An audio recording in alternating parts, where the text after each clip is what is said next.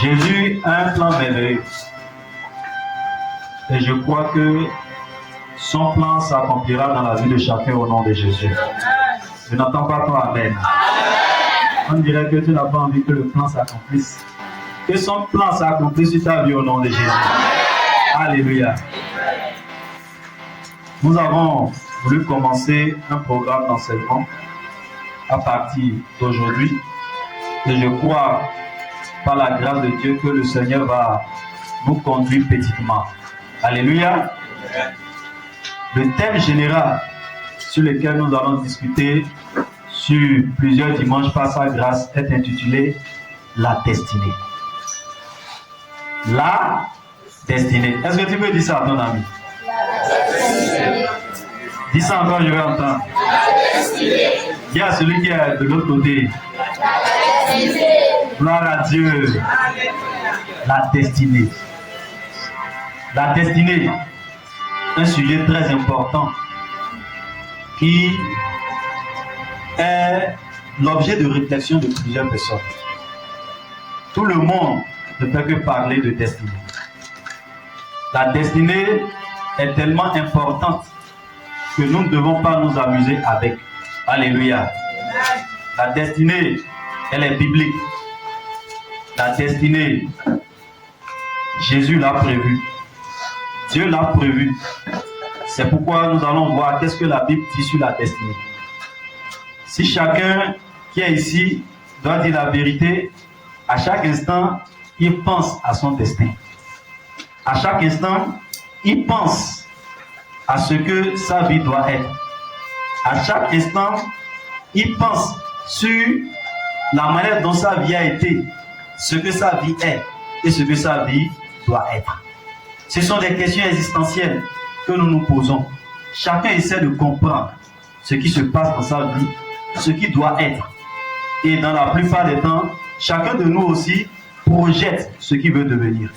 Chacun essaie de voir ce qui est bon pour lui. Chacun a des idées, il a des projets. Mais Dieu nous aidera ce soir au nom de Jésus. Ma prière est que tu sois vraiment concentré. Ma prière est que le Saint-Esprit m'aide à dire exactement ce que Dieu pense de ça, selon la révélation qu'il a déposée, et qu'il puisse me bénir et te bénir au nom de Jésus. Amen. Alors, bien-aimés dans le Seigneur, ce que nous devons comprendre, c'est que le mot destinée paraît dans plusieurs passages de la Bible. Dans la Bible, on voit le mot destinée. Nous ne pourrons pas parcourir tous les versets dans lesquels il est mentionné destinée, mais j'ai pu mentionner 2 versets dans lesquels il est sujet de destinée. Ésaïe chapitre 40, les versets 27 et 28, et le psaume 31, le verset 15. Dans d'autres versions, c'est le verset 16. Écoutons ce que la Bible dit en Ésaïe chapitre 40, les versets 27 et les versets 28. Pourquoi dis-tu Jacob? Pourquoi dis-tu Israël? Ma destinée est cachée devant l'Éternel. Mon droit passe inaperçu devant mon Dieu. Ne le sais-tu pas? Ne l'as-tu pas appris? C'est le Dieu d'éternité. L'Éternel qui a créé les extrémités de la terre. Il ne se fatigue point, il ne se lasse point. On ne peut sonder son intelligence. Alléluia. La question que nous voyons ici, cette personne, Dieu lui dit, pourquoi dis-tu ma destinée est cachée devant l'Éternel? Et ce que la personne est en train de dire, elle se dit que sa destinée est cachée. Elle se dit, c'est comme si on ne voit pas. La personne est dans une inquiétude. Elle se pose plusieurs questions. Qu'est-ce que je vais devenir? Mais depuis là, je suis là. Je ne suis en train de rien devenir. Et parfois, l'inquiétude de ta destinée est fonction de la famille de laquelle tu viens, de la ville dans laquelle tu es, des combats que tu as, du pays dans lequel tu te trouves. Les inquiétudes diffèrent d'une personne à une autre, diffèrent d'une situation à une autre.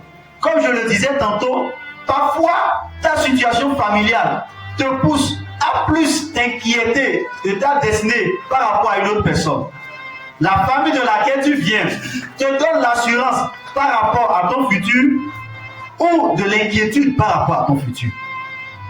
Si quelqu'un vient d'une famille pauvre, il a plus d'inquiétude sur ce qu'il va devenir. Mais quelqu'un qui vient d'une famille aisée, où les moyens sont déjà mis en place, où certains ont déjà réussi leur vie à la manière du monde, comme on le dit souvent, la personne a moins d'inquiétude. Quand quelqu'un vient d'une famille où le manger et le boire sont difficiles, l'inquiétude de la personne est plus élevée que quelqu'un qui est né avec la nourriture sur la table déjà. Les inquiétudes sont différentes. Quand quelqu'un a déjà des personnes qui sont élevées dans la société, qui ont des postes de responsabilité, quand on parle de la question de travail, il est moins inquiété que quelqu'un qui n'a personne. Les inquiétudes diffèrent et beaucoup d'autres choses sont mises en place. Et ce sont des questions existentielles que les hommes se posent. Parce que quand nous parlons de destinée, la première des choses qui vient dans la tête de l'homme, c'est qu'est-ce que je vais faire pour avoir l'argent et être à l'aise. C'est ce que les hommes appellent destinée. Comment je vais faire pour avoir une vie paisible? Quelle est la chose idéale qu'il me faut afin que je sois heureux? Et la définition d'heureux, c'est trouver les moyens pour ne manquer de rien. C'est en ce moment que les hommes peuvent dire qu'ils sont heureux. Parce que, en fait, c'est ça la destinée pour eux. Accomplir une chose par laquelle on peut avoir la satisfaction de ses besoins physiologiques. Est-ce que Dieu ne se met pas en peine de ces choses? Bien sûr que Dieu se met en peine. Mais qu'est-ce que Dieu appelle la destinée? Qu'est-ce que le ciel appelle la destinée? Dans le psaume 31, le verset 15, il dit: mes destinées sont dans ta main. Délivre-moi de mes ennemis et de mes persécuteurs. Il dit: mes destinées sont dans ta main. Ici, l'écrivain montre que ces destinées sont entre les mains de quelqu'un. Cet écrivain est en train de voir qu'il n'a pas le contrôle de sa destinée. Mais il reconnaît qu'elle se retrouve dans la main d'une personne. Alléluia. Dans la main d'une personne. Alors ces deux versets nous montrent que la question de la destinée est biblique. Parce que la Bible en parle. Au point où Dieu refuse qu'une personne s'inquiète de sa destinée. Dieu dit: pourquoi vas-tu dire ce soir? Je vais dire à quelqu'un que tu ne vas pas t'inquiéter à partir de maintenant au nom de Jésus. Tout sera clair pour toi au nom de Jésus. Il dit: pourquoi dis-tu? Pourquoi dis-tu? Je suis le Dieu d'éternité. Je suis le Dieu à qui rien n'est impossible. Alors, bien aimé, si on ne doit pas s'inquiéter de la destinée, si le psalmiste dit que sa destinée est entre les mains de quelqu'un, qu'est-ce que la destinée? Qu'est-ce que la destinée? Il y a deux définitions que je voudrais vous donner. La première définition est la définition générale que tout le monde peut donner. Et nous reviendrons à une définition plus aiguë qui concerne notre cadre, c'est-à-dire une définition biblique. C'est quoi la destinée? La destinée, c'est un ensemble d'événements déterminés d'avance qui constituent la vie d'une personne. La destinée, un ensemble d'événements déterminés d'avance qui constituent la vie d'une personne. On lui attribue souvent un caractère irrévocable. La plupart des temps, on définit la destinée comme beaucoup de choses qui sont mises en place et qui constituent la vie d'une personne. C'est un ensemble d'éléments mis en place qui constituent la destinée. Et on dit que c'est irrévocable. C'est-à-dire quoi? C'est-à-dire que si quelque chose est déjà décidé, un ensemble de choses sont déjà mises en place, ça ne peut pas changer. Et je voudrais encore la définir comme une puissance souveraine ayant déterminé d'avance tout ce qui doit être et tout ce qui doit arriver. C'est-à-dire qu'il y a une puissance souveraine qui ne dépend forcément pas de l'homme. Et ça détermine ce qui doit être et ce qui doit arriver. Et se tenant à cette définition, beaucoup disent que tout ce qui arrive, c'est Dieu qui l'a permis. Oui, dans un sens. Mais quand nous irons en profondeur, nous comprendrons que tout ne vient pas de Dieu. Parce que cette définition, à s'en tenir à elle, beaucoup se mettent à faire de n'importe quoi. Et ce qui leur arrive, ils disent c'est Dieu. Quelqu'un peut prendre sa moto en train de rouler comme il veut. Il va faire un accident, il meurt. Et ses parents diront, c'est Dieu qui a voulu. Que c'est Dieu qui a voulu. Est-ce que c'est Dieu qui a voulu cette chose? Il y a beaucoup de questions qu'on se pose. Est-ce que Dieu a voulu ça? Et parfois on dit c'est Dieu qui a voulu. Et on dit que c'est irrévocable. Que tu le veuilles ou pas, ça va arriver.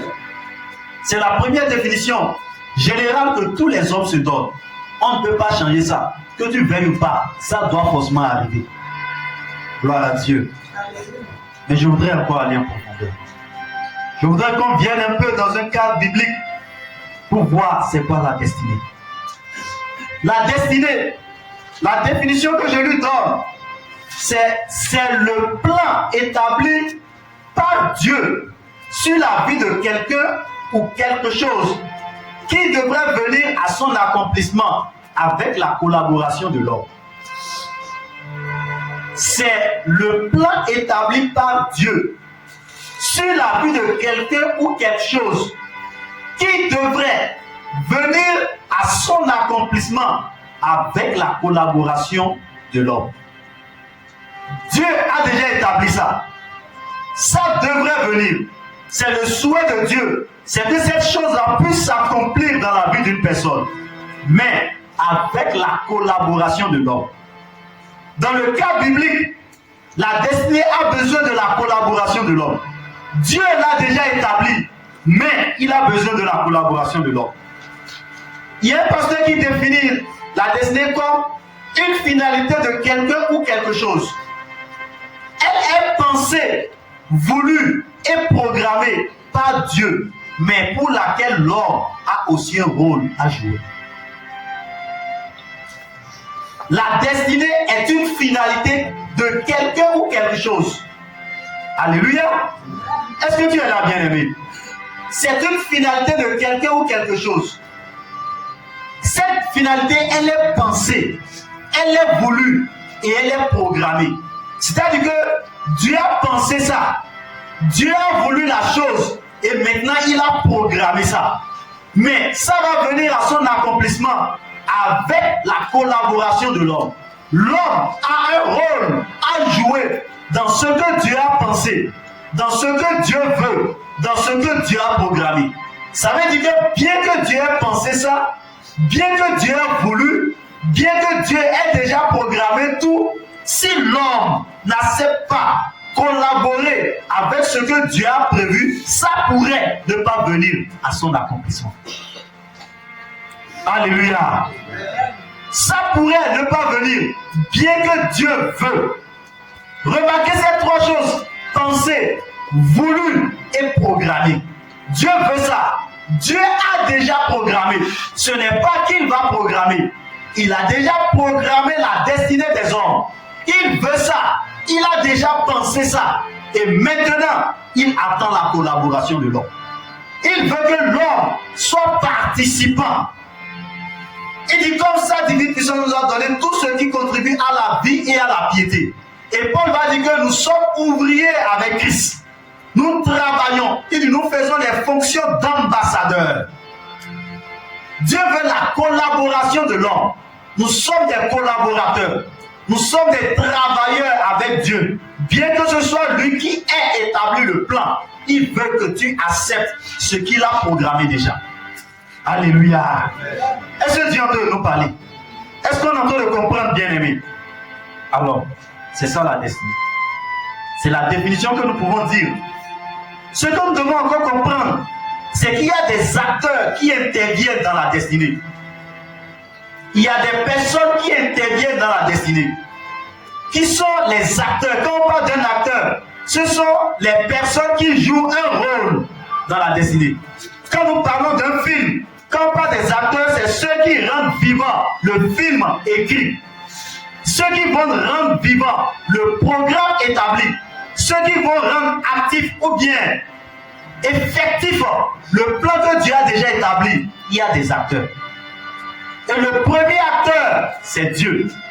Alléluia. Le premier acteur, c'est qui? Je n'entends pas. Le premier acteur, c'est qui? Dieu. Le deuxième acteur, c'est l'homme. Le deuxième acteur, c'est l'homme. Quel est le rôle de Dieu?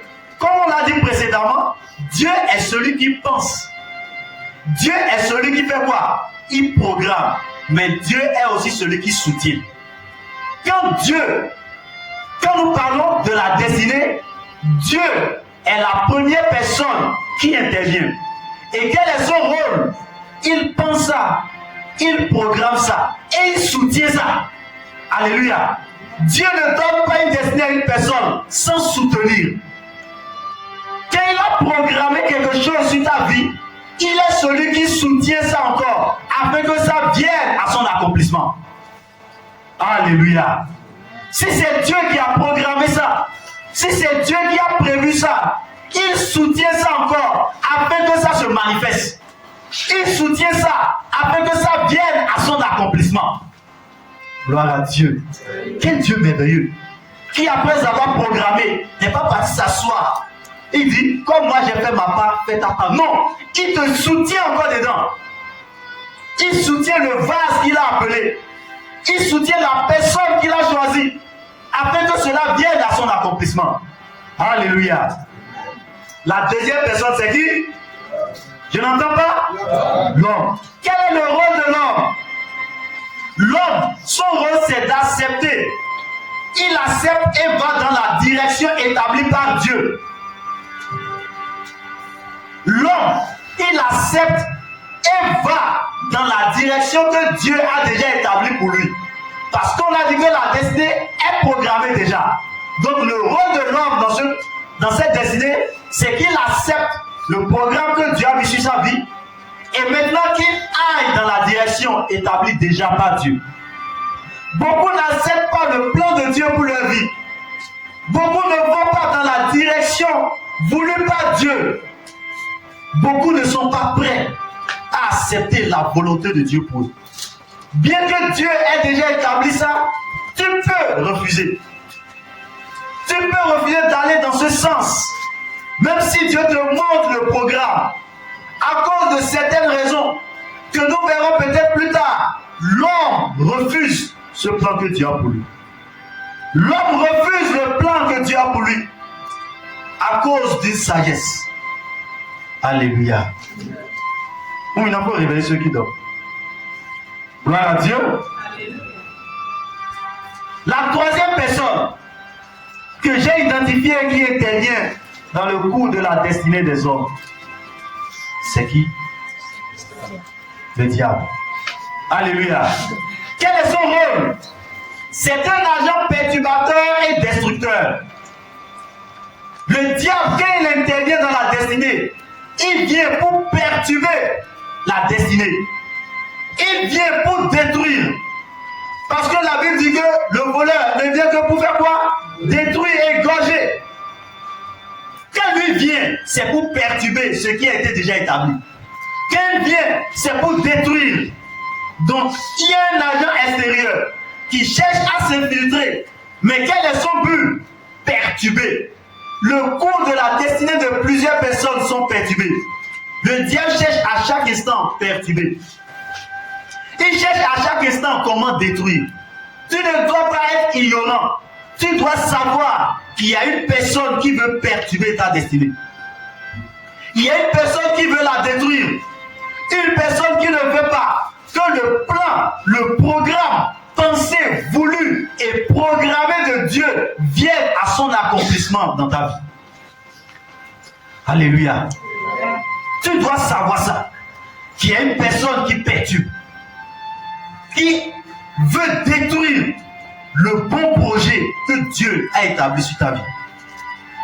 Bien que toi-même, tu peux être un obstacle, mais il y a une entité spirituelle extérieure qui agit dedans. Donc, puisque le diable est esprit, nous comprenons alors qu'il y a un combat spirituel dans l'affaire de la destinée. Il y a un combat spirituel. Ce n'est pas seulement une affaire charnelle. Ce n'est pas seulement une affaire humaine. C'est une affaire spirituelle.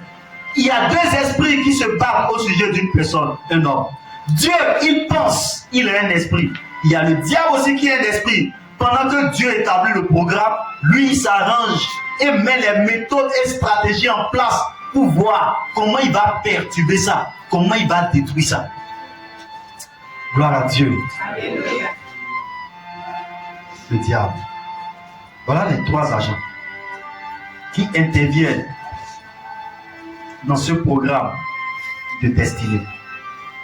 Alors, la première chose que nous allons voir après cette définition, c'est qu'il y a ce qu'on appelle, ou que j'appelle moi, la destinée globale.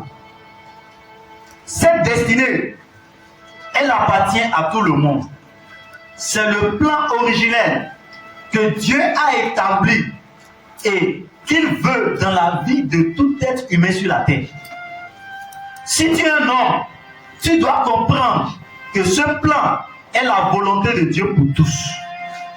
Ce sera un rappel, mais il faut faire beaucoup attention afin de ne pas passer à côté parce que nous sommes en train de poser les bases. Dans la destinée globale, elle dit en Genèse chapitre 1, les versets 26 et 27. La Bible dit, puis Dieu dit, faisons l'homme à notre image, selon notre ressemblance, et qu'il domine sur les poissons de la mer, sur les oiseaux du ciel, sur le bétail, sur toute la terre et sur tous les reptiles qui rampent sur la terre. Dieu créa l'homme à son image. Il le créa à l'image de Dieu. Il créa l'homme et la femme. Regardez la destinée globale. Je vais l'expliquer par ce verset. Je viens de le dire. C'est ce qui intéresse ou bien concerne tout le monde. Personne ne doit passer à côté de ça. Tout le monde doit comprendre.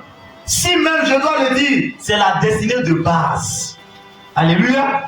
Si on ne la comprend pas par global, comprenons la part destinée de base. C'est-à-dire la base sur laquelle toute destinée doit être bâtie.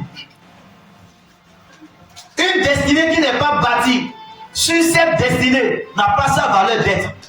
C'est comme si on était en train de bâtir une belle maison sur le sable. Elle ne va pas résister. Toute destinée qui n'est pas bâtie sur cette première destinée, qui n'est pas concentrée sur cette destinée globale, c'est une perte de temps. Elle sera détruite du jour au lendemain. Alors, en regardant ce verset, qu'est-ce que nous devons comprendre en ce qui concerne la destinée de l'homme?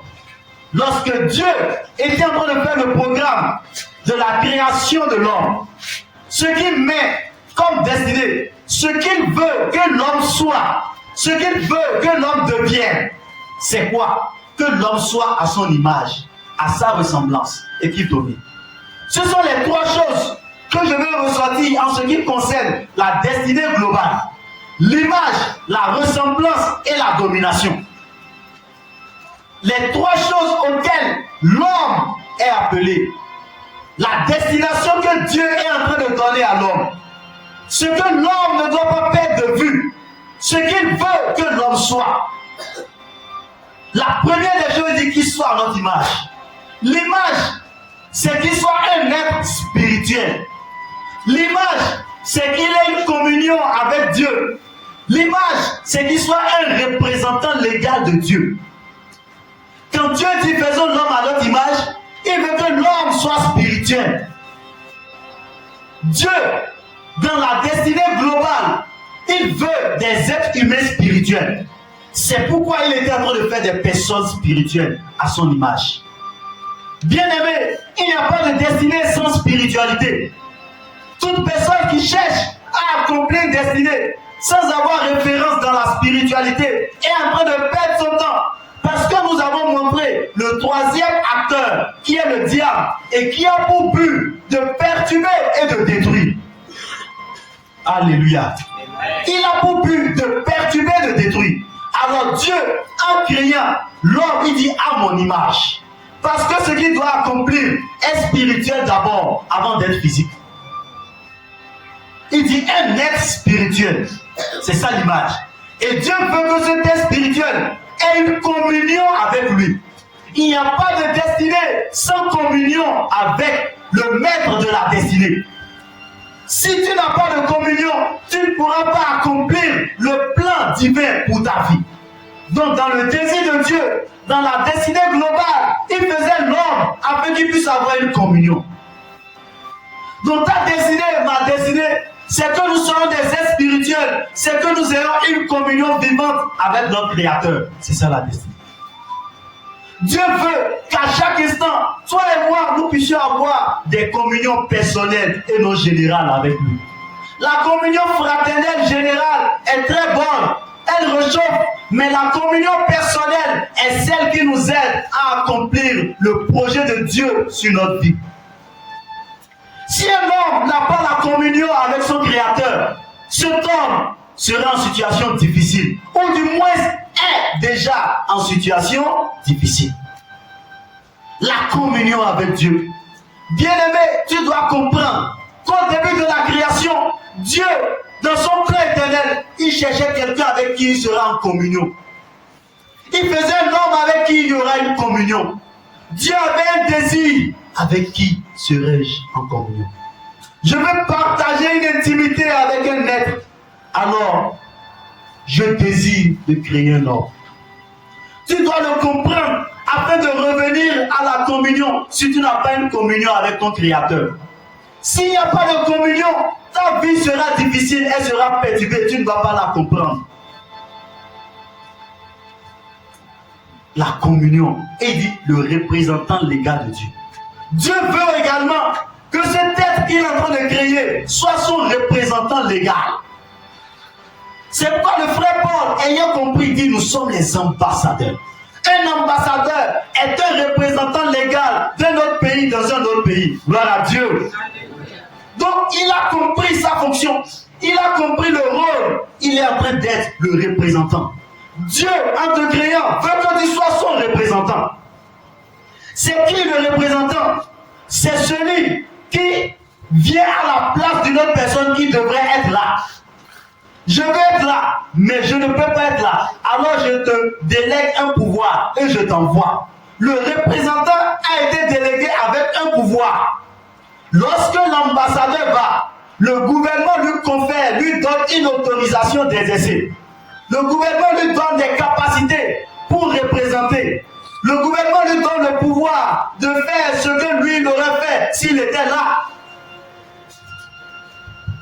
Alléluia. Quand le président ne veut pas venir, il envoie quelqu'un.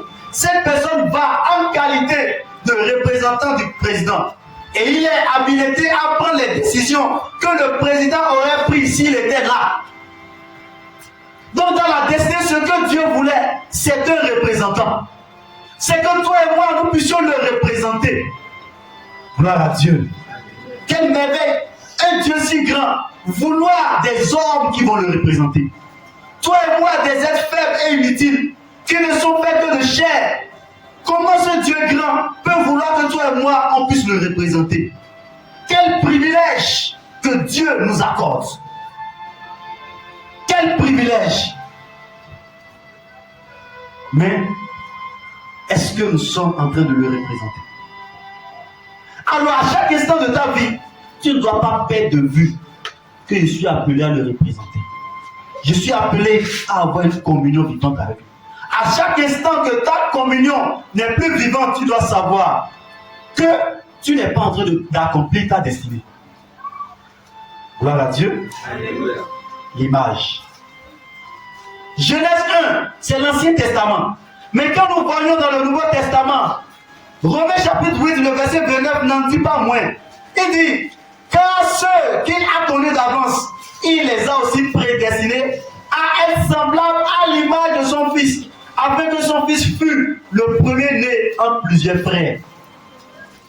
Le Nouveau Testament nous confirme ce que l'Ancien Testament est en train de dire. Que le but pour lequel nous avons été créés, il dit qu'il les a prédestinés à être semblables à l'image.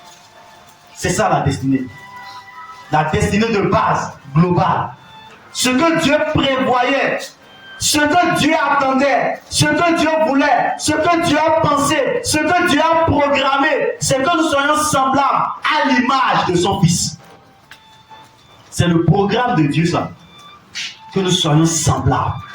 Que Dieu nous aide à être semblables au nom de Jésus. Alléluia.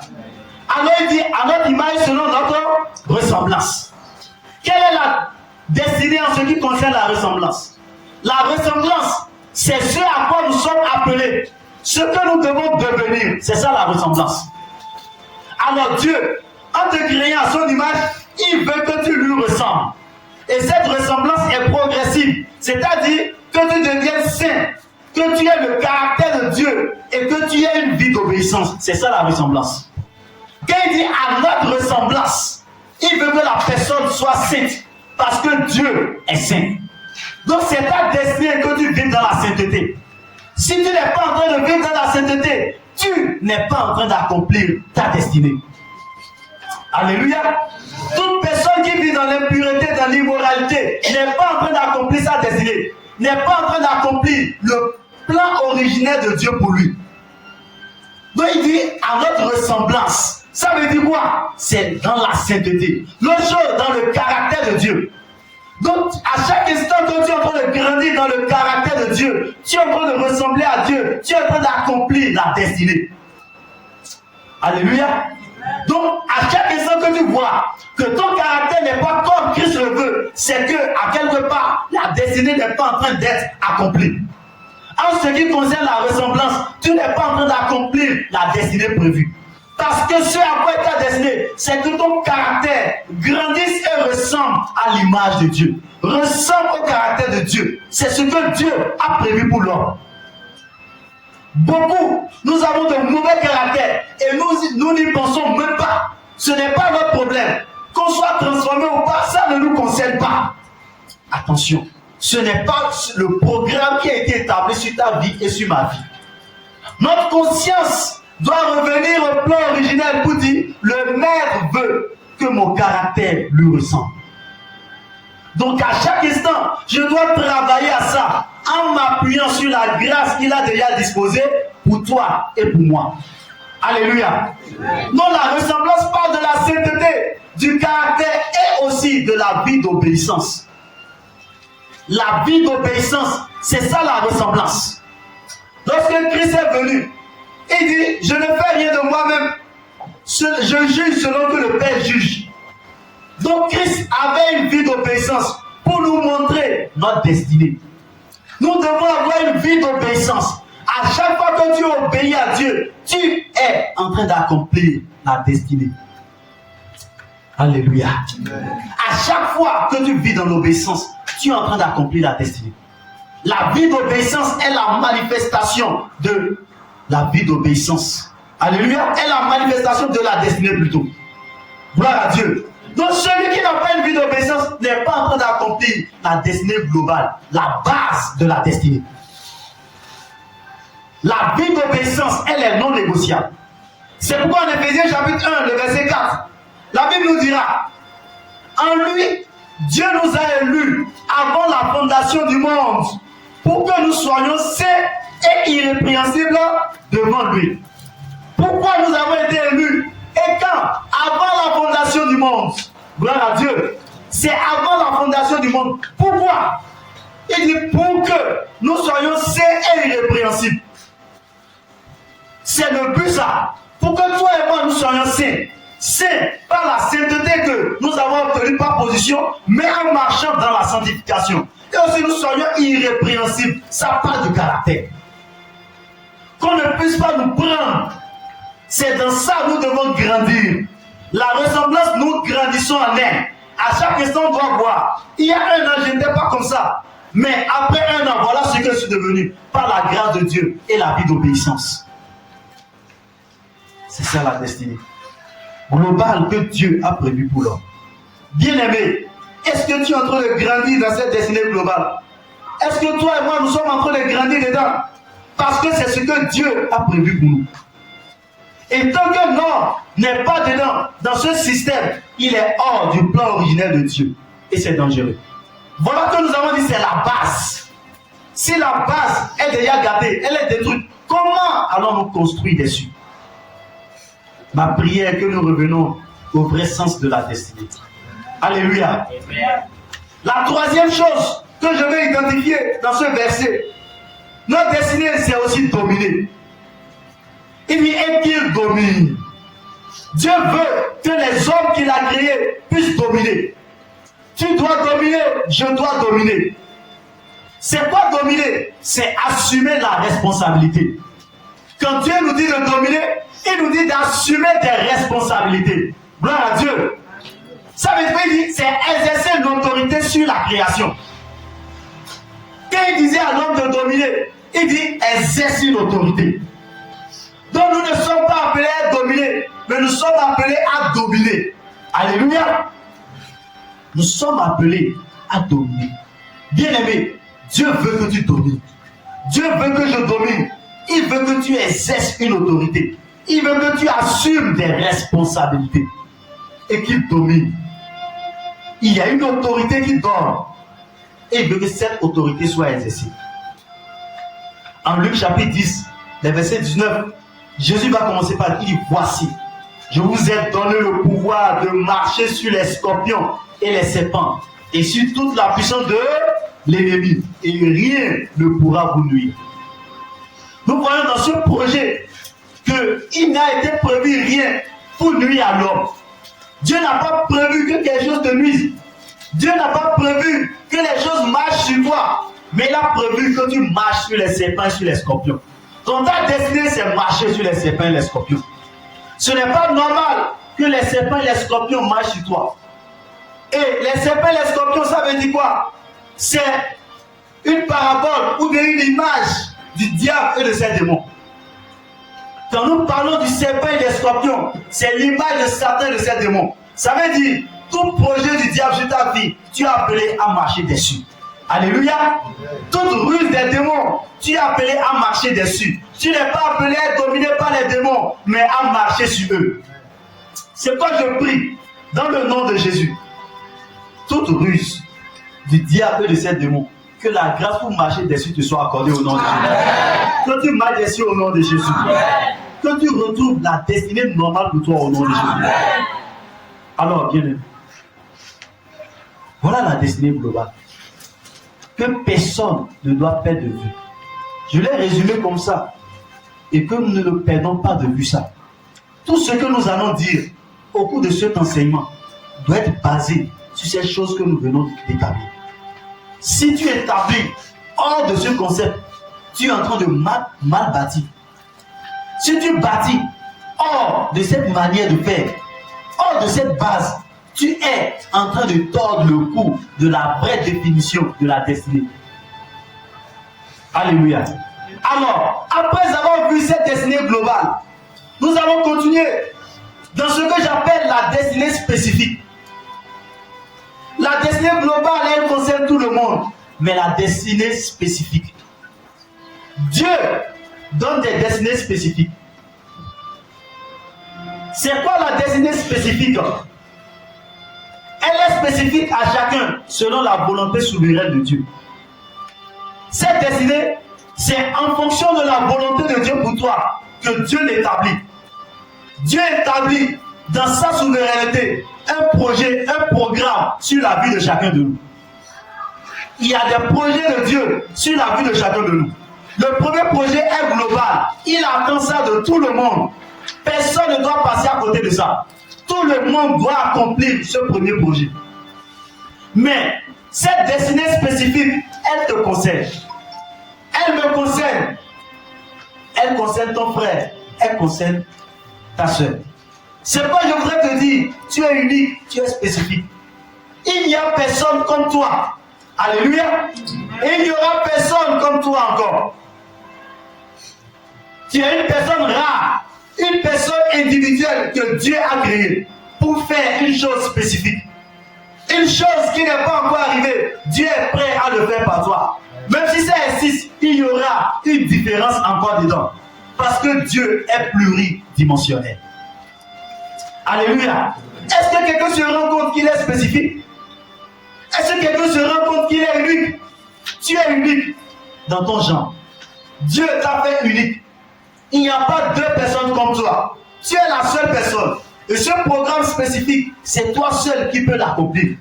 Moi, je ne peux pas venir accomplir le plan de Dieu pour toi. Je ne peux pas venir accomplir ta destinée. C'est toi seul qui as la capacité d'accomplir ça. Gloire à Dieu. Que Dieu nous aide à découvrir et à les accomplir. Cette destinée spécifique, c'est la souveraineté de Dieu qui décide ça dans la vie d'un individu. Dieu décide, toi, voilà ce que je veux faire avec toi. En parlant de destinée spécifique, lorsque Jésus apparaît à ses disciples après sa résurrection, il dit à Pierre, de quelle mort Pierre va mourir? Il dit qu'on va te lier comme ça, on va t'amener là où tu ne voudras pas. Et la Bible dit que Christ indiquait de quelle mort Pierre allait mourir. Mais Pierre, ayant entendu ça, regarde en arrière.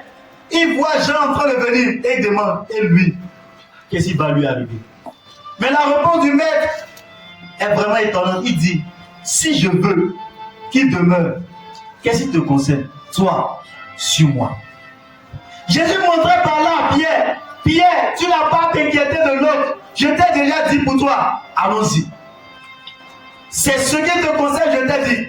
Ce qui le concerne, je vais lui dire ça. Tu n'as pas à compétir avec lui. Tu n'as pas à chercher ce qui le concerne.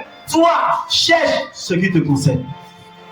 Beaucoup aujourd'hui, au lieu de penser pour retrouver ce que Dieu a prévu pour leur vie, sont là à s'inquiéter et à observer ce que les autres sont en train d'accomplir.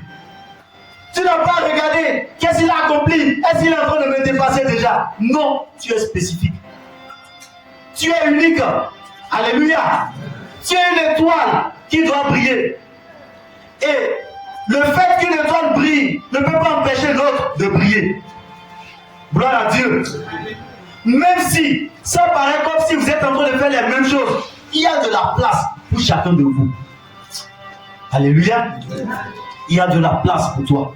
Il y a de la place pour moi. Même si on fait la même chose, si toutes les deux choses sont inspirées par Dieu, il sait comment promouvoir pour chacun.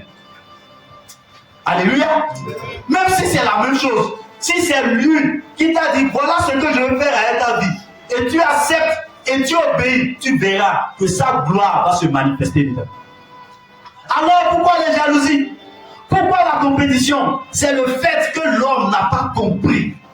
L'homme n'a pas compris qui est l'initiateur du programme dans lequel il est. L'homme n'a pas compris que le Dieu qui a donné le programme a la puissance pour soutenir ce programme. Gloire à Dieu. On n'a pas compris que c'est le Dieu d'éternité, que rien n'échappe à son contrôle. On n'a pas compris qu'il tient toutes les mers dans sa main. On n'a pas compris qu'il peut multiplier 5 pains pour des milliers de personnes. On n'a pas compris qu'il en est capable. On n'a pas compris qu'il peut utiliser quelqu'un qui n'est rien pour le faire devenir quelque chose. Et l'homme a décidé de développer des stratégies personnelles pour accomplir sa destinée. Comment l'homme peut arriver à ça? Au point de regarder autour de lui, au lieu d'être concentré sur ce que lui doit accomplir. Il y a quelque chose que tu dois accomplir. Tu es spécial, tu es unique, et Dieu a mis en toi la capacité de faire ce qu'il veut faire avec ta vie. Je voudrais que mon frère ou ma soeur, ce soir tu arrêtes de faire comme Pierre demandait et lui. Beaucoup de personnes perdent leur temps à se renseigner sur les autres. Pourquoi? C'est le sentiment d'insécurité. Quand tu vois quelqu'un qui s'inquiète de l'évolution de l'autre, pas dans le but de prier pour lui ou d'être heureux pour lui, mais dans le but de compétir, c'est un sentiment d'insécurité. Le sentiment d'insécurité te pousse à t'inquiéter, à croire que l'autre va venir prendre ta place. Le sentiment d'insécurité te pousse à combattre l'autre pour prendre la place de l'autre. Le sentiment d'insécurité. Bien aimé, le sentiment d'insécurité est très dangereux. Ce sentiment est dangereux et nous devons faire attention. Tu es spécifique. Dieu a un plan sur ta vie. Il y a une destinée spécifique sur ta vie. Alléluia. On peut aussi l'appeler la mission que Dieu veut accomplir à ta vie. Il y a une mission.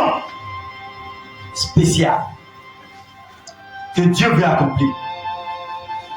Il y a une mission spéciale que Dieu a prévue.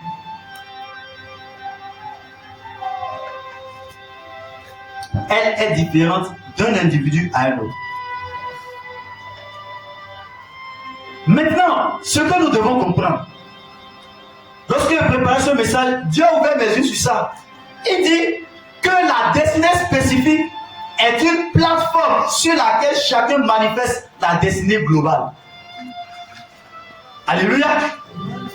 La destinée spécifique, c'est la plateforme où chacun de nous va manifester la destinée globale. C'est-à-dire quoi?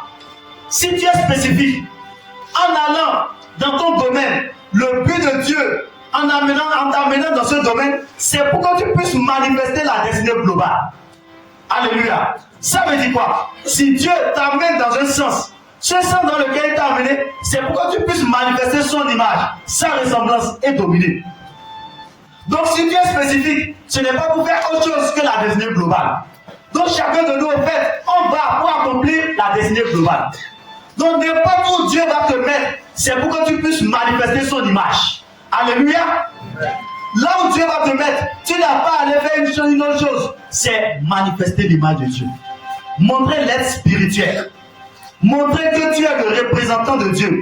Manifester la communion avec Dieu, quel que soit le domaine. Si une destinée spécifique te pousse à ne plus montrer l'image de Dieu, tu es en train de quitter le chemin. Alléluia. Gloire à Dieu. Beaucoup ont voulu ou sont entrés dans la destinée spécifique, mais ils ont oublié l'image. Ils ont oublié qu'ils doivent ressembler à Dieu. En entrant dans cette destinée spécifique, tu les as vus dans la corruption. Or, ils étaient appelés à manifester le caractère de Dieu. Mais lorsqu'ils sont entrés dans leur destinée spécifique, ils n'ont plus montré le caractère de la ressemblance. Quand on les voit, on ne voit pas un représentant de Dieu. Tout le caractère ne ressemble en rien à la volonté de Dieu. Alléluia. Il n'y a plus de communion avec Dieu parce qu'il est rentré dans une destinée spécifique. Il n'a plus de communion avec Dieu. Or, on la retient cette phrase. La destinée spécifique, c'est la plateforme sur laquelle l'homme manifeste la destinée globale. Arrivé là-bas, l'homme a commencé par se laisser dominer, alors qu'on l'a envoyé pour dominer. Gloire à Dieu. Tu dois retenir ça, parce que au fur et à mesure, nous allons clarifier la destinée spécifique. Mais tu ne dois pas oublier que c'est une plateforme pour aller manifester la destinée globale. C'est un moyen, c'est une opportunité que Dieu donne à l'homme afin qu'il aille manifester ce que Dieu avait déjà prévu depuis l'éternité. Alléluia. Gloire à Dieu. L'homme est donc appelé à manifester la volonté de Dieu sur la terre comme au ciel. La destinée spécifique, c'est la manifestation de la volonté de Dieu dans la destinée globale.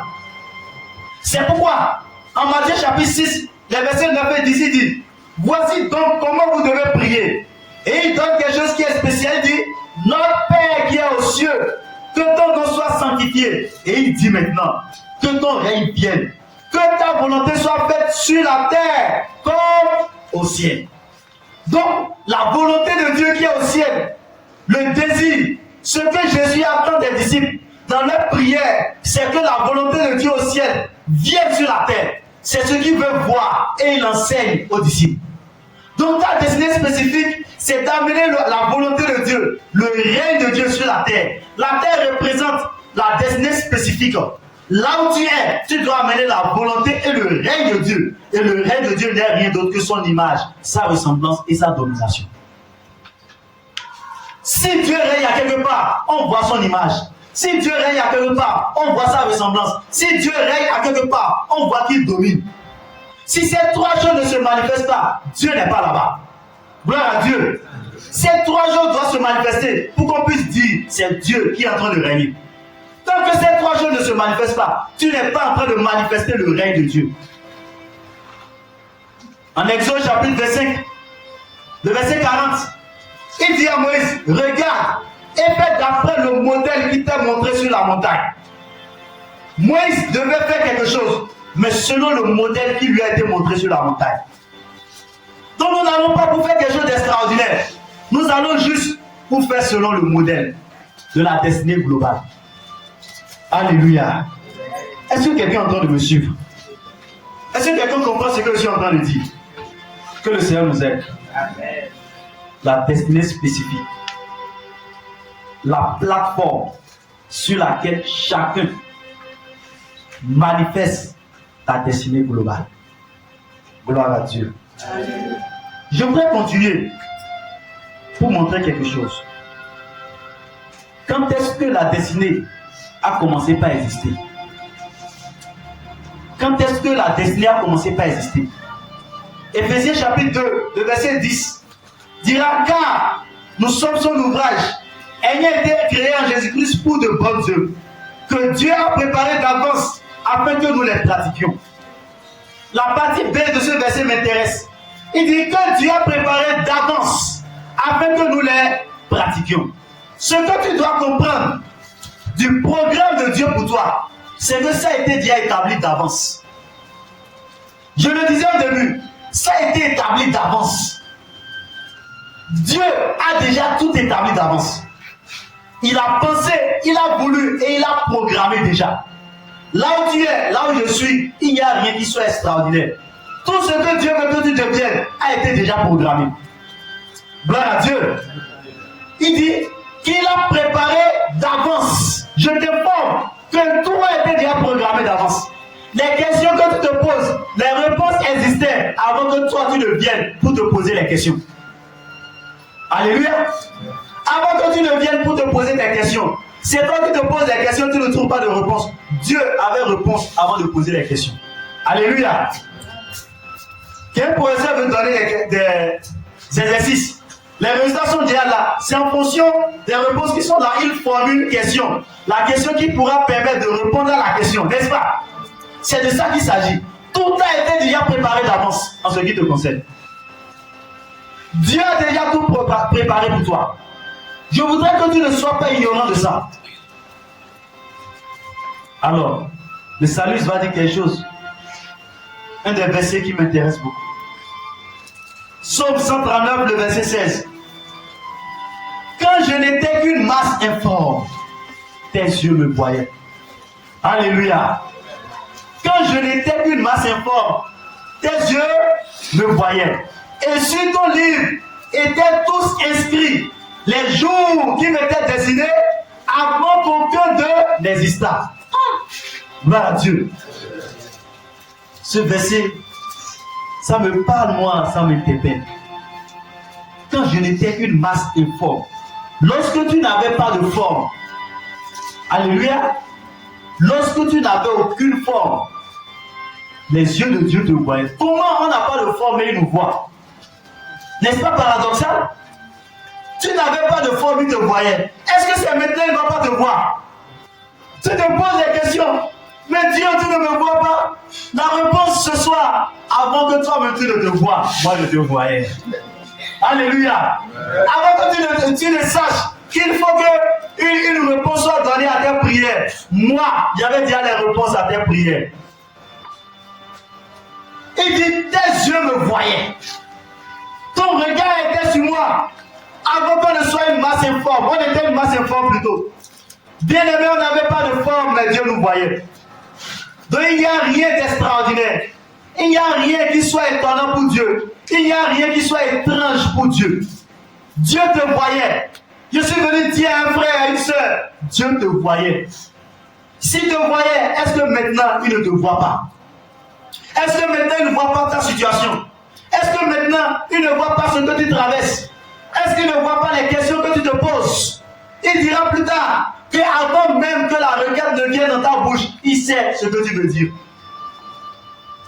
David dit qu'elle me cache, tu es là. N'importe où je suis, tu me vois déjà. Alléluia. C'est le Dieu que nous avons. C'est le Dieu auquel tu as cru. C'est le Dieu merveilleux. Avant qu'on ne soit formé, avant que ton père et ta mère ne sachent qu'ils vont se marier, Dieu te voyait. Avant qu'eux-mêmes ne puissent s'identifier, Dieu te voyait. Alléluia. Même s'ils ont dit que tu es venu par accident, Dieu te voyait. pour eux, c'est un accident. Mais Dieu, dans les accidents, a fait sortir quelqu'un indemne. Alléluia. C'était un accident, mais toi, tu es sorti indemne. Rien ne s'est passé avec toi. Gloire à Dieu. Vous savez qu'il y a des accidents, non? Et le véhicule est concassé, reconcassé. Mais on dit, mais comment lui est sorti vivant? Ou bien, c'est comme ça que tu es sorti vivant. Gloire à Dieu. Acclame le Seigneur. Alléluia. Dans leur accident, nous on est sortis.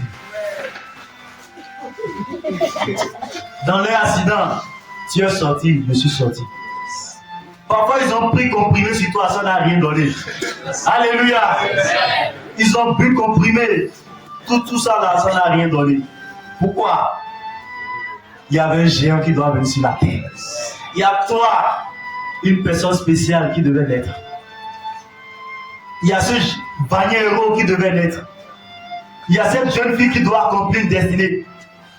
Il y a ce programme céleste qui doit être avorté. Dieu a dit, je ne le permettrai pas. Moi, mon programme, vous voulez avorter, je ne le permettrai pas. Même dans vos erreurs, vous devez subir. Il doit venir sur la terre. Dieu te voyait et il me voyait. Et il dit non, il doit venir sur la terre. Je l'ai prévu. Même si vous aurez des dommages collatéraux, ce n'est pas un problème qu'ils viennent sur la terre. Oui, l'enfant est né, toute la situation est devenue compliquée. Je m'en fous, moi je suis déjà là. Ou bien, je ne dépends pas de votre économie. Celui qui a programmé sur moi a prévu de me soutenir et il va me soutenir. Il va te soutenir au nom de Dieu. Même si la voiture est gâtée, vous avez fait un accident, la voiture est gâtée, on dit ça ne peut plus aller. Au moins, moi je suis vivant, je peux marcher moi-même. Gloire à Dieu. Est-ce que quelqu'un comprend ce que je dis? Même si le véhicule est gâté, est-ce que c'est l'homme qui a cassé le pied? Non, si mon pied est là, avançons. Si je suis fatigué à quelque part, viens m'arrêter. Mais ce qui est merveilleux, il y a plusieurs véhicules. Alléluia. Il y a plusieurs véhicules. C'était un taxi. Il va te donner ton propre véhicule maintenant. Gloire à Dieu. Est-ce que quelqu'un comprend ce que je suis en train de dire vraiment? Il dit que Dieu a préparé d'avance afin que nous les pratiquions. Dieu les a préparés. Le but, c'est que toi, tu viennes pratiquer. Quelqu'un comprend là? Tu dois venir pratiquer. C'est tout ce que Dieu demande. C'est pas la pratique demande ta collaboration. Ça demande ma collaboration. Il a tout préparé. Donc la destinée existe avant. Quand j'étais une masse formée, vite, tes yeux me voient. Il dit, et sur ton livre étaient tous inscrits les jours qui m'étaient destinés. Ah! Les jours qui t'étaient destinés, tout a été déjà inscrit dans le livre de Dieu. Remarquez, il dit dans ton livre, Dieu a un livre où il est écrit programme 1, Saint-Tiche. Il a écrit le programme et après l'avoir établi, il a mis son cachet. Il dit maintenant, en voyant ça sur la terre. Alléluia. C'est de ça qu'il s'agit. Tout était déjà inscrit. Tout était déjà inscrit. Alléluia. Que Dieu t'aide et m'aide à accomplir ce qui était déjà écrit. Amen. Alléluia. Tout était inscrit. Et si tout est inscrit, vous imaginez ce que Dieu a écrit pour toi et pour moi? Est-ce que quelqu'un peut imaginer ça? On va voir ça plus tard. Il dit, avant qu'aucun Dieu n'existât, avant que ça n'existe, c'était déjà écrit. Donc, ce qui n'a pas encore existé, demain est déjà écrit pour toi. Alléluia. Ce que Dieu veut pour ta vie demain est déjà écrit. Remarquez que c'est ce qu'il veut, n'est-ce pas? Ce qu'il veut pour toi dans 10 ans est déjà écrit. Ce qu'il veut faire avec ton nom est déjà écrit. Il a déjà planifié ça. Il dit avant qu'aucun d'eux n'existât. Pourquoi on s'inquiète? Beaucoup de problèmes. Alors, si tu comprends que ta destinée existait déjà, si tu comprends que tout était déjà écrit à quelque part, et que tout était déjà écrit, ce que tu dois devenir, qu'est-ce que tu dois faire?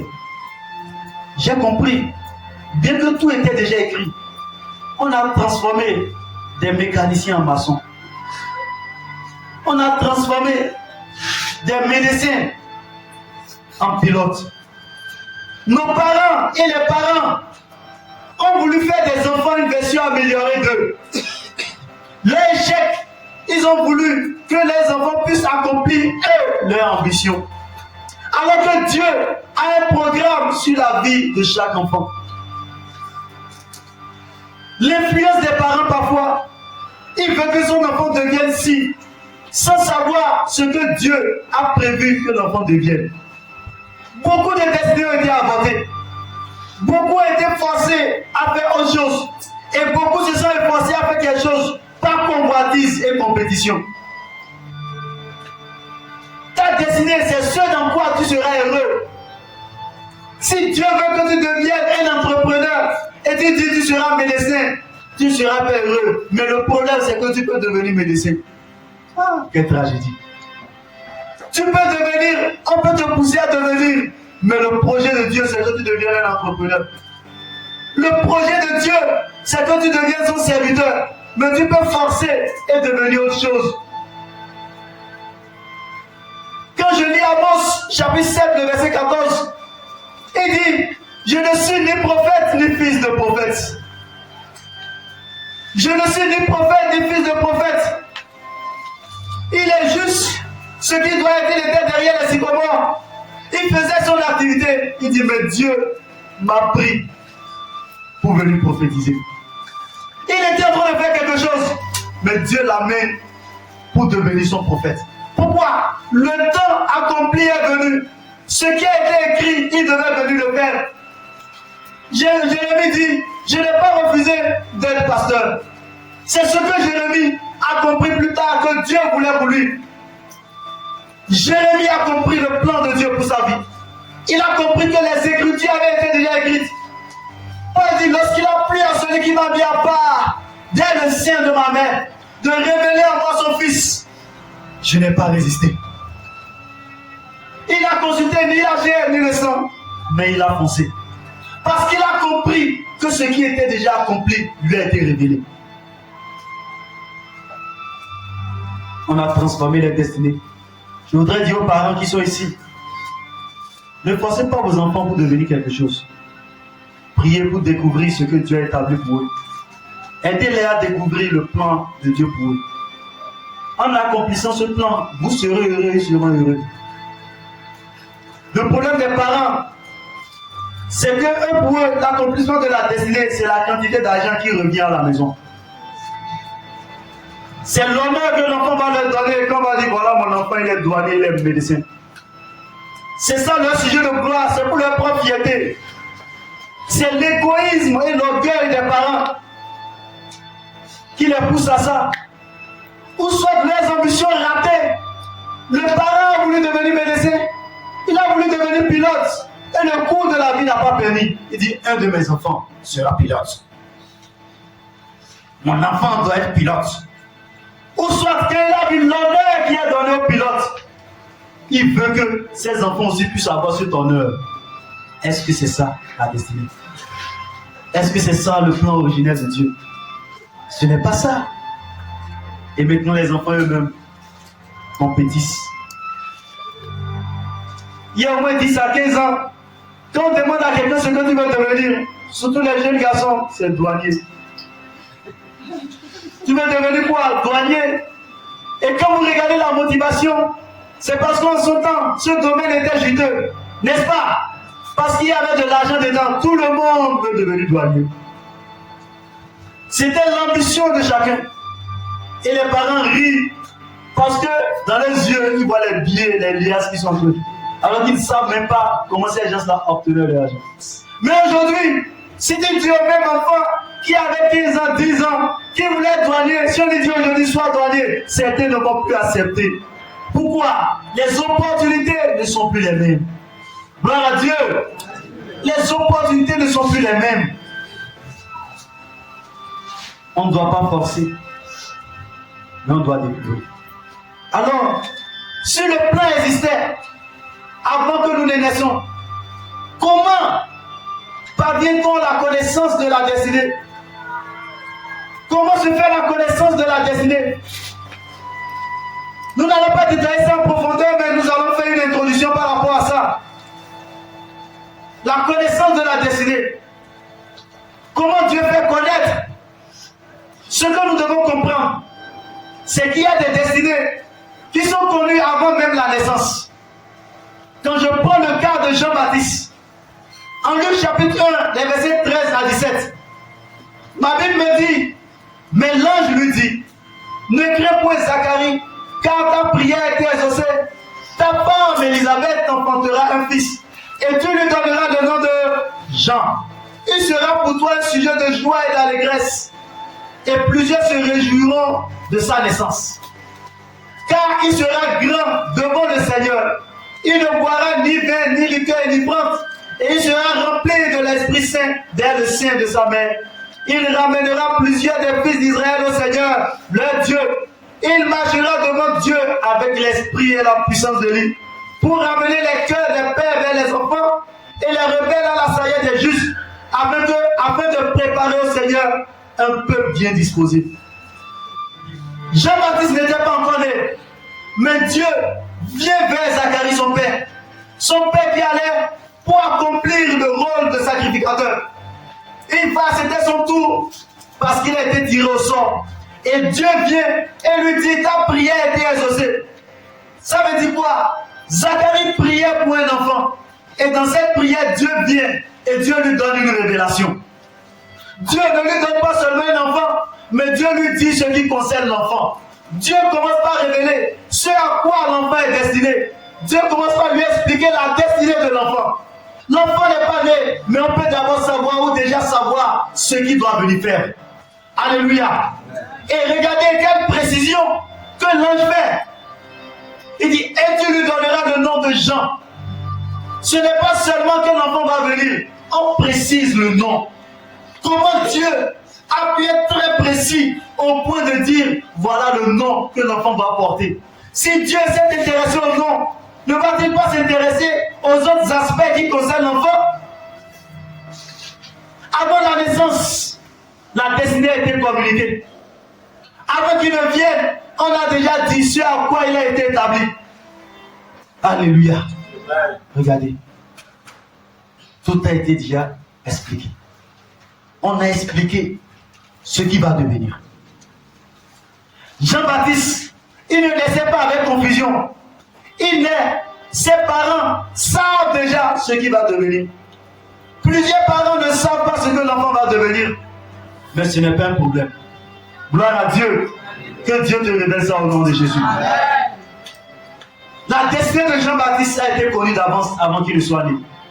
Et si nous allons en profondeur, Jésus, dans la suite de ce chapitre, les versets 30 à 33, l'ange lui dit, ne crains point Marie, car tu as trouvé grâce devant Dieu. Et voici, tu deviendras enceinte, tu enfanteras un fils. On précise le sexe de l'enfant. Et tu lui donneras le nom de Jésus. Ici encore on précise et on dit le nom. Pourquoi? Dieu s'intéresse à la naissance. Dieu s'intéresse à celui qui vient au monde. Bien-aimé, regarde comment Dieu s'est intéressé à Jésus et à toi. Et à Jean-Baptiste. De la même manière, il s'intéresse à toi et à moi. Gloire à Dieu. Alléluia. On peut connaître ça en avance. Nos parents peuvent connaître ça déjà avant que tu ne naisses. Et remarquez ici que Dieu vient révéler ce qui était déjà.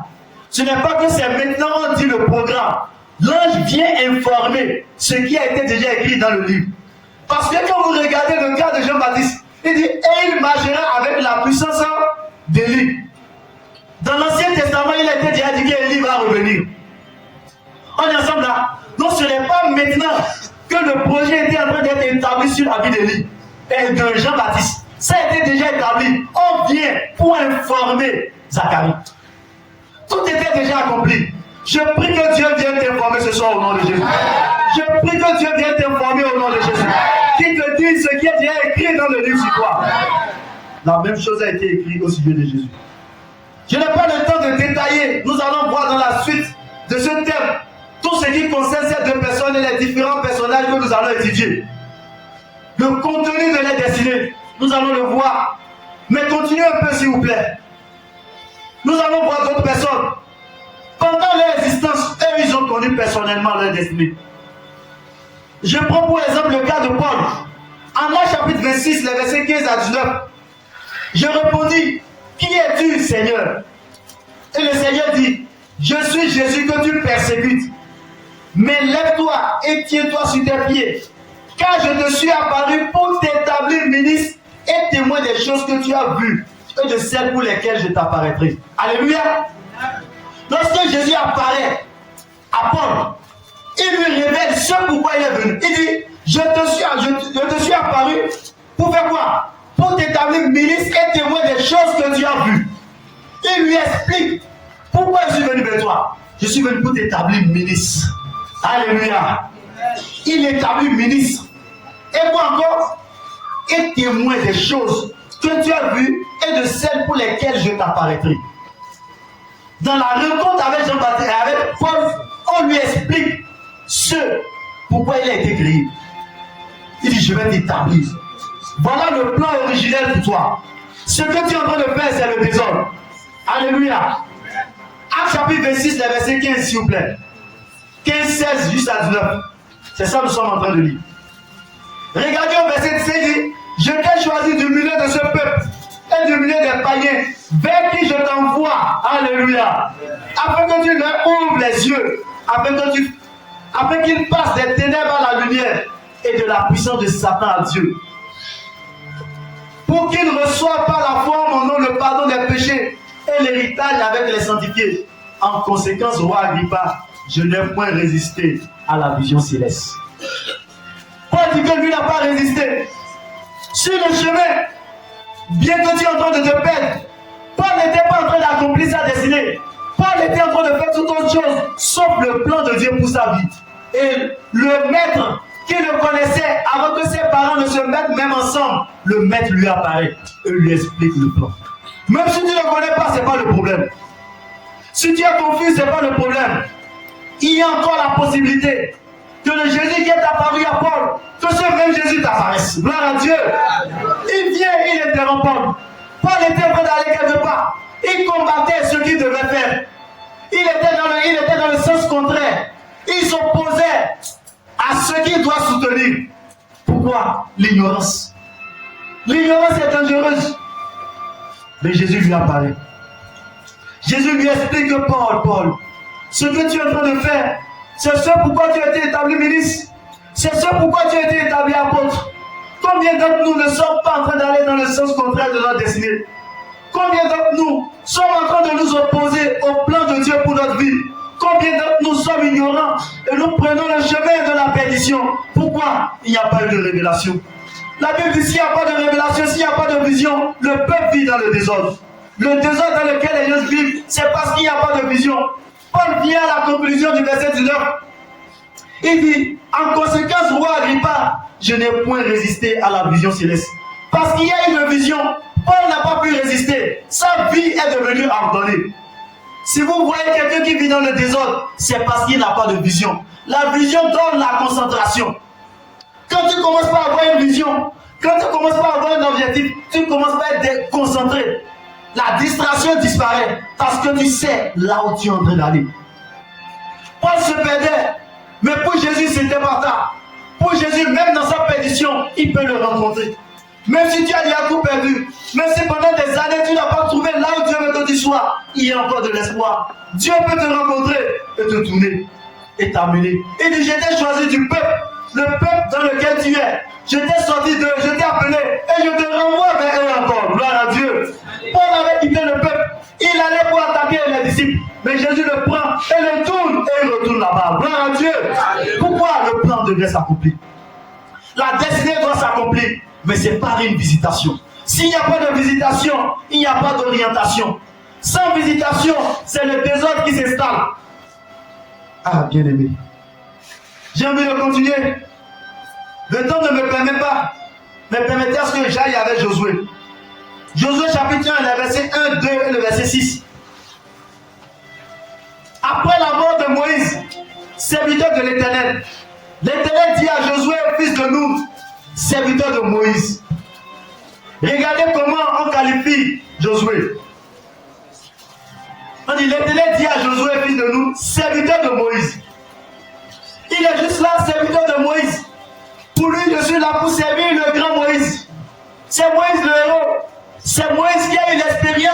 Adam. C'est avec Moïse que Dieu a parlé.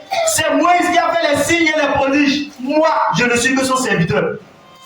C'est la position de Josué. Lui, on le reconnaissait seulement comme le serviteur de Moïse. C'est la position de serviteur qu'il avait pris. Mais il ne savait pas que derrière cette position, quelque chose de grand se cache. Parfois, tu es limité à de petites choses. Tu te dis non, c'est juste ça ma position. Mais tu ne sais pas que Dieu a réservé quelque chose de grand pour toi. Alléluia. Et qu'est-ce que la Bible dit au verset 2? Moïse, c'est Dieu qui parle à Josué. Il dit, Moïse, mon serviteur est mort. Maintenant, lève-toi, passe ce Jourdain, toi et tout ce peuple pour entrer dans le pays que je donne aux enfants d'Israël. Josué était serviteur, mais après la mort de Moïse, Dieu vient Josué. Et regardez le verset 6 qui m'intéresse. Il dit, fortifie-toi et prends courage, car c'est toi. Car c'est toi qui mettras ce peuple en possession du pays que j'ai juré à leur père de leur donner. Il dit, c'est toi. Pendant que Josué se voyait comme un petit, Josué se voyait comme un serviteur, Dieu dit, c'est toi. Bien aimé, je viens de te dire que c'est toi. C'est moi qui allons faire ça. Josué était là, Moïse est parti. Il n'a jamais imaginé. Lui voyait que le héros, c'est Moïse. Mais il ne savait pas que si le héros a quitté, il y a un héros en lui. Parfois tu regardes le héros, alors que le héros c'est toi. Gloire à Dieu. Alléluia. Parfois tu cherches la solution ailleurs, alors que c'est toi-même la solution des problèmes. Ils étaient tous là. Comment est-ce que nous allons aller sur la terre promise? Comment est-ce que nous allons arriver? Comment cela est possible? Le grand Moïse est déjà mort. Mais il ne sait pas que ce n'était pas Moïse le problème, ou du moins c'est la solution. C'est celui qui travaillait avec Moïse, c'est celui qui était en Moïse. Et celui qui travaillait avec Moïse, cette même personne est vivante. Même si Moïse est mort, le Dieu de Moïse n'est pas mort. Et il n'est pas seulement le Dieu de Moïse, il est le Dieu de Josué. Il est ton Dieu, il est mon Dieu. S'il a pu faire avec Moïse, c'est qu'il peut faire avec moi. Si Dieu a pu faire par les autres, il peut faire avec toi. Il peut faire avec moi. Il ne fait exception de personne. Dieu ne fait exception de personne, mais il cherche la personne disposée. Moïse était disposé jusqu'à un moment. Et il a trouvé maintenant Josué. Il dit, Josué, c'est toi. Je suis venu vers toi. C'est avec toi que je veux faire, bien-aimé. Dieu veut faire avec nous. Nous n'avons pas pleuré Moïse. Nous n'avons pas regardé aux autres. Nous n'avons pas regardé les solutions ailleurs. Nous avons la solution. Qui est la solution? Notre Dieu. Il dit, je puis tout par celui qui me fortifie. Si nous avons un Dieu tout-puissant, c'est parce que nous sommes puissants par le tout-puissant. Nous avons le tout-puissant avec nous et il peut nous aider à accomplir. Il dit, car c'est toi qui mettras ce peuple, un seul individu qui va mettre le peuple en possession du pays. Quel pays que Dieu a juré? C'est pas Josué que Dieu veut accomplir la promesse. Ce que Dieu a juré, qui est en suspens, c'est là, mais il faut un homme par qui Dieu va accomplir. Si Dieu ne trouve pas un homme, il aura beau jurer, mais ça ne peut pas s'accomplir. Dieu a juré, mais il faut un homme par qui ça va s'accomplir. Dieu a déjà écrit des choses sur toi, mais il te veut. Il me veut pour accomplir son plan éternel. Dieu, il t'attend, c'est toi seul qui l'attend. Il m'attend, il attend qu'on dise, Seigneur, me voici. Je suis prêt à sortir de tout complexe. Je suis prêt à regarder, non pas ce que je n'ai pas, mais à toi qui as tout pour m'aider à accomplir la chose. Gloire à Dieu. Et je vais avancer avec Jérémie, chapitre 1, versets 4 et 5. Il dit, la parole de l'Éternel me fit adresser en ces mots. Avant que je t'eusse formé dans le ventre de ta mère, je te connaissais. Avant que tu fusses sorti de son sein, je t'avais consacré, je t'avais établi prophète des nations. Jérémie était là, un jeune homme, et Dieu vient vers lui pour lui dire, je t'ai établi prophète des nations. Maintenant, nous commençons le projet prophète des nations. Bien-aimé, il y a une destinée qui a été écrite à nos sujets. Il y a quelque chose que Dieu a écrit et il est prêt à l'accomplir. Je fais cette introduction pour te faire comprendre que Dieu s'intéresse à toi. Dieu s'intéresse à moi.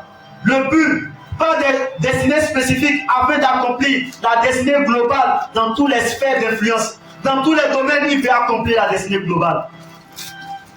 Mais est-ce que ce soir, Dieu est en train de renouveler ton intelligence pour que tu saches comme Josué, comme Jésus, comme Jean-Baptiste, comme Jérémie, il y a quelque chose qui est écrit à ton sujet.